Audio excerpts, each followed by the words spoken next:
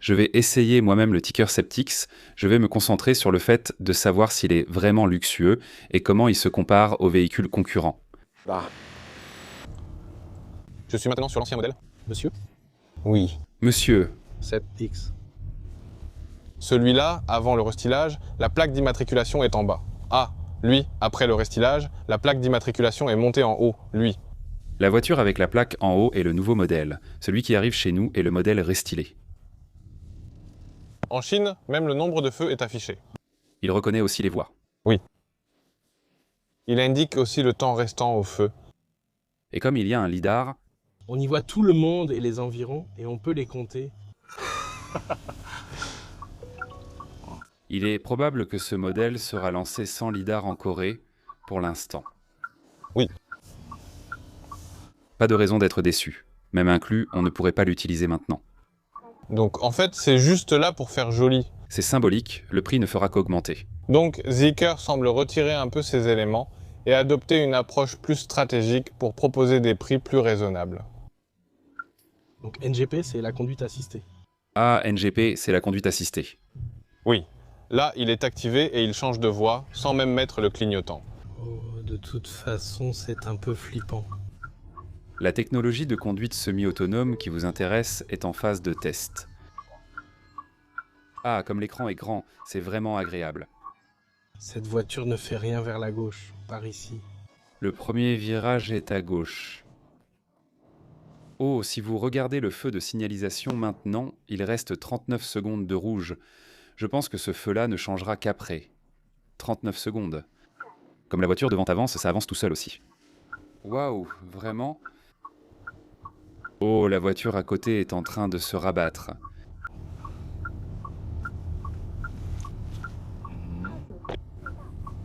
La voiture d'à côté, maybe you sleep. Ah, à l'intérieur. Oh, wow. Si tu ne tiens pas le volant, il pense que tu t'endors, alors il va tirer sur la ceinture de sécurité pour toi. Que pensez-vous de cette couleur orange ? Je trouve cette orange difficile.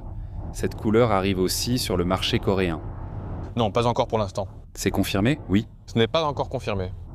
Et cette couleur orangée est encore en cours d'examen. Oh, il a changé de voie. Ah ! Il a mis son clignotant ? Quand il a mis son clignotant, il s'est déplacé naturellement comme ça. Il me semble que c'est plus rapide qu'en Corée.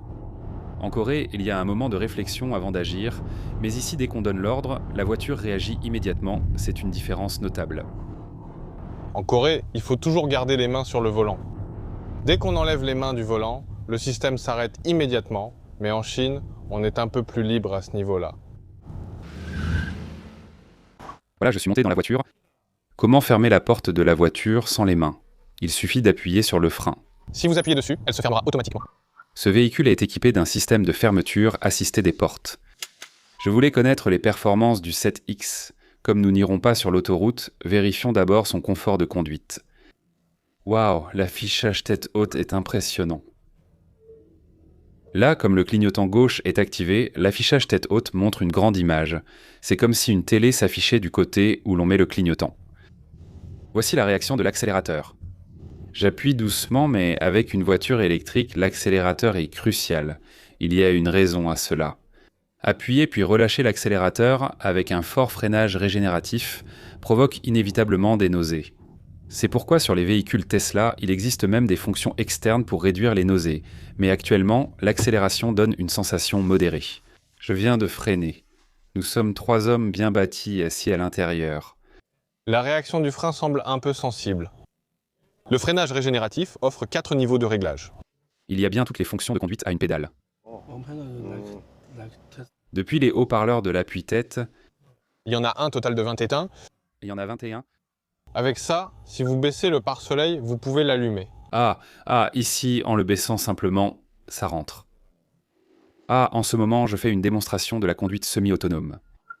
Oh, il y a un bouton. Je l'ai trouvé et en abaissant le levier, chez Zeekr, ils appellent la conduite semi-autonome NGP. Et le NGP s'est activé. Pour ce qui est du confort de conduite, que vous vous demandez sûrement. Comme je ne peux pas vraiment tester en détail, que ce soit à basse ou à haute vitesse sur ce parcours d'essai, je vais vous expliquer simplement. Le véhicule 7X utilise la plateforme SEA. Vous pouvez simplement penser à la plateforme CMA en Corée. Vous pouvez considérer que la plateforme SEA est simplement celle avec un module de batterie intégré. Après avoir conduit les deux véhicules, j'ai trouvé la sensation similaire. Si l'on parle du confort de conduite de ce véhicule en Corée, récemment la Volvo X30 est sortie. On pourrait dire que la sensation est assez proche de cela.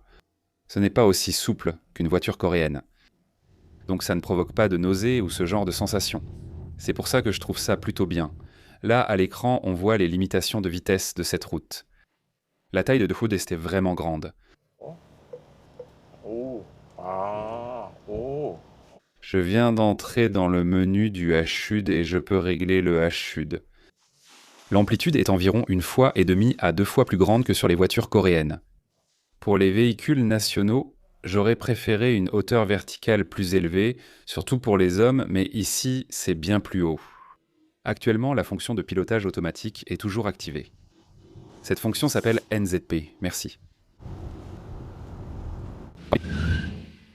Le véhicule actuel n'a pas de suspension pneumatique. J'ai vérifié tous les véhicules d'essai à Hangzhou, mais aucun n'en était équipé. Donc, il faudra vérifier la suspension pneumatique plus tard. Ça donne une sensation un peu ferme et assez stable. Là, je règle la distance avec la voiture devant. Ce n'est pas frustrant. Et puis quand je me rapproche comme ça, Oh, à côté de lui, une voiture s'est insérée, mais elle se déplace de façon plus stable que je ne le pensais. On dirait presque qu'une personne conduit, non? Par exemple, ces systèmes sont parfois inquiétants. Je les utilise, mais je ne peux pas les recommander à ma femme. Il y a aussi eu des cas où ça ne prévenait même pas. Je n'ai pas encore conduit pendant très longtemps, mais je pense qu'on est arrivé à un niveau de fiabilité acceptable. Et alors, que pensez-vous de la deuxième rangée? La deuxième rangée? Est-ce qu'on peut parler du confort de roulement?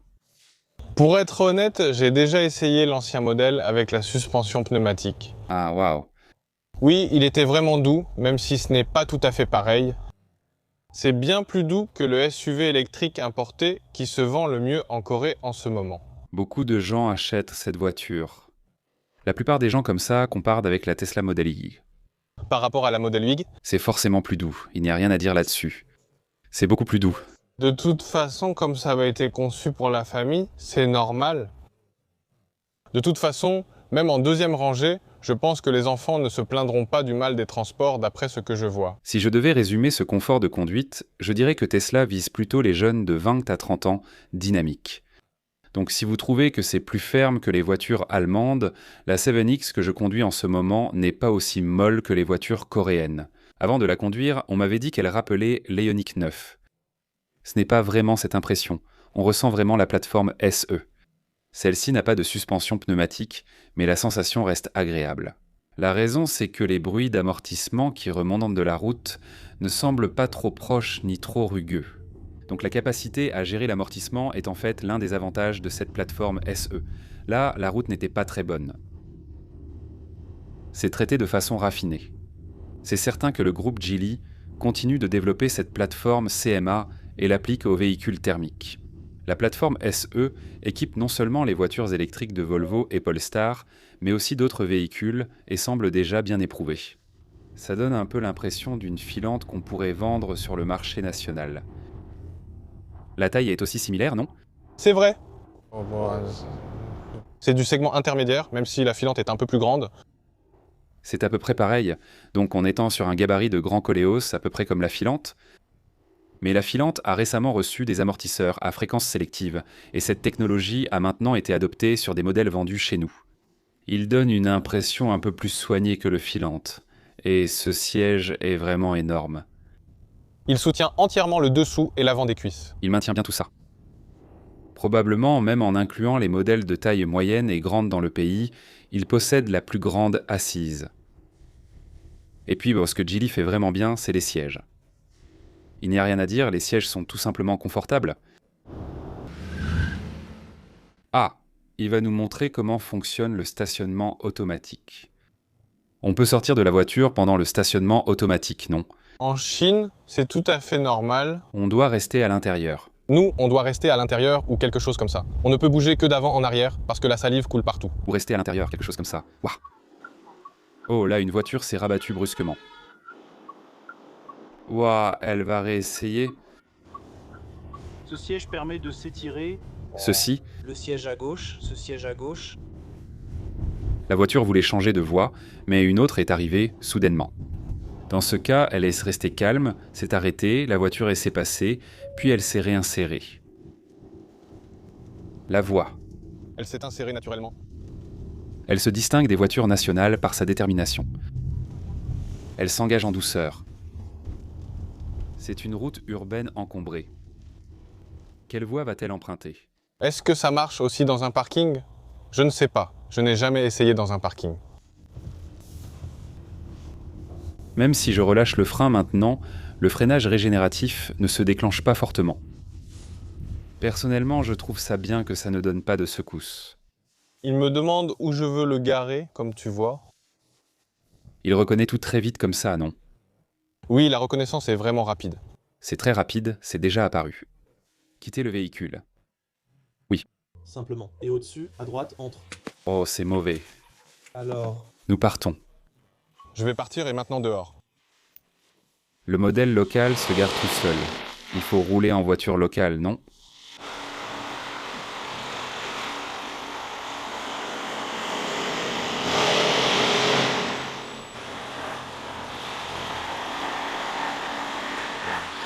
Alors comme ça, il suffit juste de reculer ? Les Chinois le font simplement puis partent sans se retourner. Oh, c'est bien. Ça rentre d'un seul coup.